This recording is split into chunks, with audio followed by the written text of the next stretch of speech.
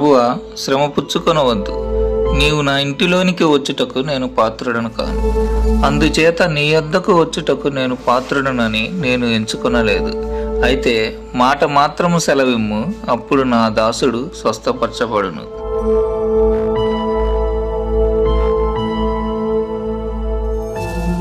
ఇశ్రాయేలులోనైనను ఇంత గొప్ప విశ్వాసము నేను చూడలేదని మీతో చెప్పుచున్నాను.